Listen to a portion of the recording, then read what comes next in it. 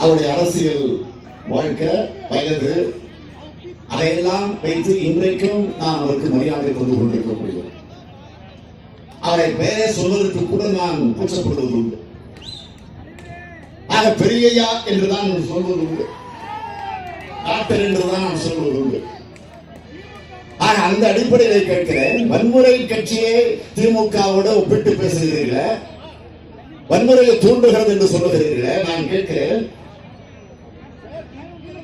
வன்முறை கட்சி எது என்பது பற்றி சட்டமன்றத்தில் முதலமைச்சராக இருந்த அம்மையார் ஜெயலலிதா அவர்கள் சிறப்பு கவனிப்பு தீர்மானத்தில் அவர் உரையாற்றுகிற போது இந்த பாட்டாளி மக்கள் கட்சியை பற்றி என்ன சொல்லுகிறார் என்று சொன்னால், பெட்ரோல் குண்டு வீசுவதிலும், கல் எறிவதிலும், பொது சொத்துக்களை தனியார் சொத்துக்களை சேதப்படுத்துவதிலும், அப்பாவிகள் உயிரிழக்க செய்வதிலும், பொதுமக்களிடத்திலே பீதியை ஏற்படுத்துவதிலும் சோர்வு அடைய மாட்டோம் என்கிறது பாட்டாளி மக்கள் கட்சி. டாக்டர் ராமதாஸ், டாக்டர் அன்புமணி, நான் சொல்லல, ஜெயலலிதா சொல்றோம், டாக்டர் ராமதாஸ், டாக்டர் அன்புமணி ஆகியோர் போராட்டம் தொடரும் என்று சொல்வதன் மூலமாக தங்கள் கட்சியினரை மேலும் வன்முறை போராட்டங்களில் ஈடுபடவே தூண்டி விடுகிறார்கள். அரசியல் கட்சிக்கு பொதுவா ஒரு இலக்கணம் இருக்கும். அந்த இலக்கணத்துக்கு மாறாக பாட்டாளி மக்கள் கட்சி வன்முறையில ஈடுபட்டு வருகிறது.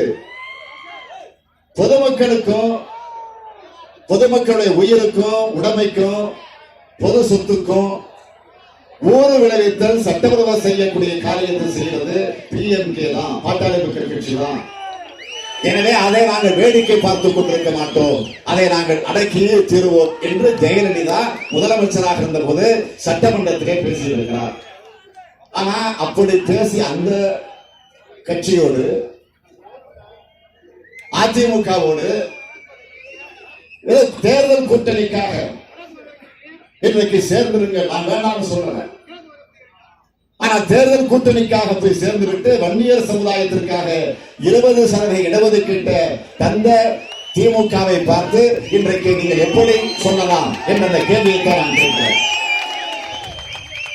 வன்முறை கட்சி என்பது நீங்கள் சொல்வது என்பது திமுகவுக்கு நீங்கள் செய்கிற துரோகம் அல்ல, தலைவர் கலைஞர் அவர்களுக்கு நீங்கள் செய்கிற துரோகம் அல்ல, வன்னிய மக்களுக்கு நீங்கள் துரோகம் செய்து கொண்டிருக்கிறீர்கள் என்பதைத்தான் நான் இங்கே பகிரங்கமாக குற்றம் சாட்டுகிறேன்.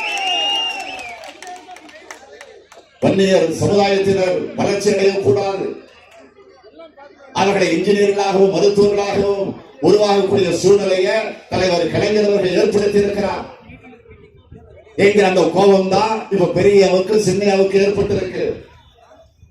வன்னியர் சமுதாயத்திற்காக திராவிட முன்னேற்ற கழகம் பாடுபட்ட அதையெல்லாம் இன்றைக்கு பெரியையாவும் சின்னையாவும் தாங்கிக் கொள்ள முடியல. அதனாலதான் இன்றைக்கு திமுகவை பிடிக்கல. அதனால பெரியையாவும் சின்னையாவும் இன்றைக்கு அங்கே போய் சேர்ந்து இருக்கிறாங்க. நான் கேட்கிறேன், இதே ஓபிஎஸ் பார்த்து இபிஎஸ் பார்த்து டயர் நக்கிறாங்கன்னு சொல்லுகிறார். டயர் நக்கி